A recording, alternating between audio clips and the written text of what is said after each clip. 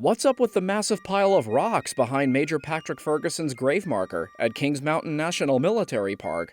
He was also a proud supporter of the Crown and strongly believed in the British cause of maintaining control of the American colonies. He really represented these Loyalists who were now fighting against them, their neighbors. So it wasn't really anything that he did, it was what he represented. That's why South Carolina's patriots didn't like him.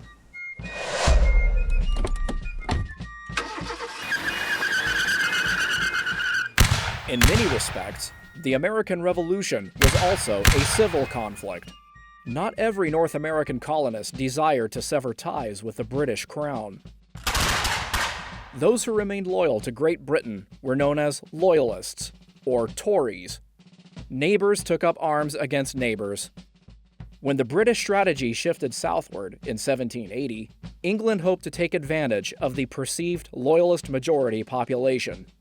For the Loyalist militia in the South, their commanding officer was Major Patrick Ferguson. Major Ferguson fell during the decisive Battle of Kings Mountain, and his final resting place can be seen here at Kings Mountain National Military Park. But why is there a massive pile of stones on top of it? I'm your host, Andrew Davis. Today's edition of Curiosity Trek takes us to Kings Mountain National Military Park. The park is located between Cherokee and York counties, about 2 hours from Columbia. Ranger Robert Holmes will leave no stone unturned with the history surrounding this grave marker.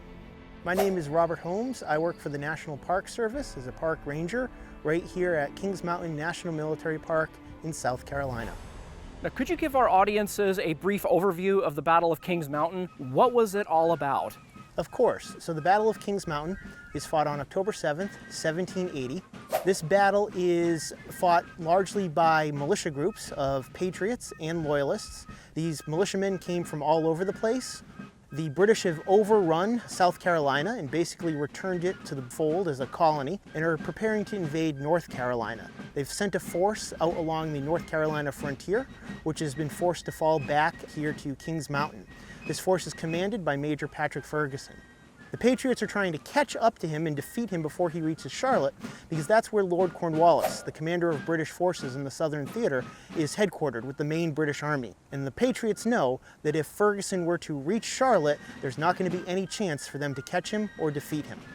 The morning of October 7th, Ferguson is encamped at the top of Kings Mountain. The Patriots have ridden hard through the night. They dismount from their horses and divide themselves into two columns. They're going to make use of a classic Native American tactic known as the half moon. The first column is going to march up and initiate the battle. They're going to form that sort of C shape for that half moon and start the battle off. Once they've captured the attention of Ferguson's loyalists, the second column will come up from their rear to complete the encirclement around the loyalist position on Kings Mountain, cut them off so that they've got no way to escape.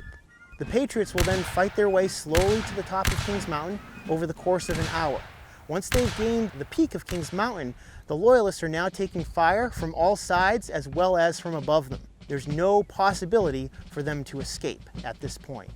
Ferguson realized the danger, so he made one final last ditch to break out and save his men, or to escape, potentially, depending on what you think of Ferguson the man. He gathered his few mounted officers, about 10 of them. They drew their swords, got together on the back of their horses, and led a cavalry charge into the Patriot lines. Patriot militiamen had traditionally not fared very well when they were faced down with cavalry forces. In this instance, however, his charge was met by a hail of gunfire from the Patriots. 9 men claimed to have taken shots at Patrick Ferguson.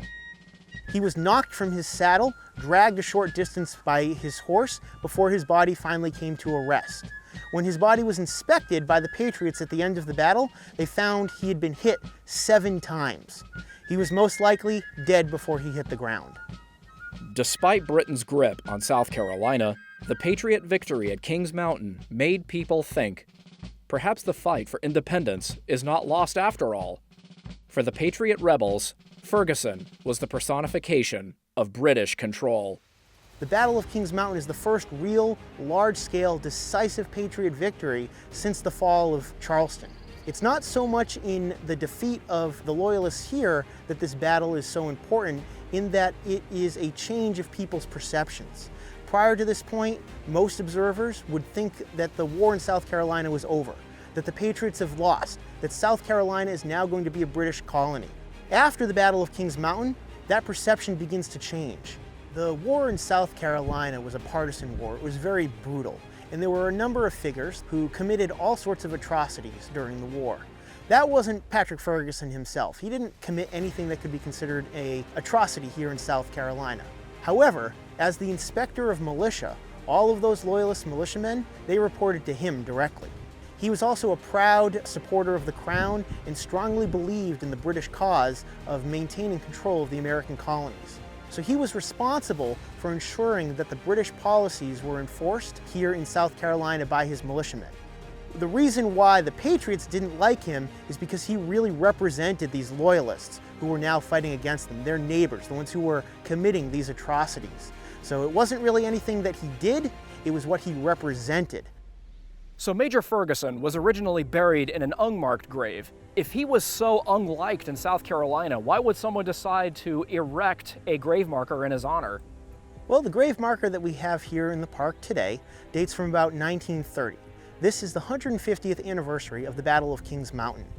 Things had changed very dramatically in terms of the relationship between the United States and Great Britain at that point. If you look at the inscription on the gravestone itself, it tells us that this gravestone was a token of the appreciation of the bonds of friendship between the citizens of the United States and the people of the British Empire. Just 15 years earlier, give or take, the Americans and the British had fought together in France during World War I, and about 10 years after this, they're going to do so again during World War II. I also think it's important to note that Patrick Ferguson is probably the most important British officer killed in South Carolina during the course of the American Revolution. As far as we can tell, he's also the only leader of an army who's killed in battle from the side of the British, who's still buried on the battlefield where he fell. So I think it's sort of a recognition of those facts, as well as the fact that he's also the only British officer to fight in the Battle of Kings Mountain. On his gravestone and in other places, you'll see him referred to as Colonel Patrick Ferguson. His promotion had to come over from Great Britain, so he didn't have that in hand at the time of the Battle of Kings Mountain. So at the time of the battle, he was still a major. When they put his gravestone in place, they decided to put Colonel on there instead of Major, in recognition that his commission to the rank of Colonel had actually been approved, even though he didn't have it in hand. Now, this massive pile of rocks behind this grave marker, when did this practice first start? So we're not entirely sure about that. This massive pile of rocks is what's known as a cairn. There's a number of different pronunciations depending on which part of Scotland you're coming from. But this is a Scottish practice, and it's to commemorate the death of a loved one or a person of high status. And according to some of those Scottish traditions, passers-by will add rocks to the pile to bring a little bit of luck from that individual to themselves. Now, here in South Carolina, local tradition also has it that this pile of rocks is to make sure that he stays in the ground.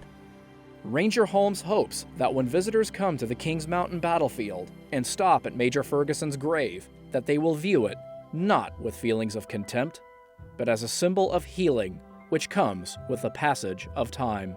I'd also like people to keep in mind the importance of being gracious victors. This gravesite was erected to the person who lost the battle. And the people who fought under his command, those Loyalists, they were Americans. They were from South Carolina. They were from North Carolina as well. They knew people who were fighting on the side of the Patriots. Once the war was over, they had to figure out how to live together again. And I think it's very important that we remember those lessons about being gracious in victory. Now that we know more about Patrick Ferguson and what his grave marker represents, we hope it maybe shifted your perspective to humanize Major Ferguson and his Loyalist militia.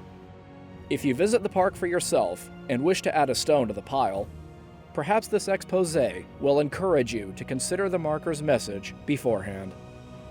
I'm Andrew Davis. Take care, and we hope you will join us on the next adventure of Curiosity Trek.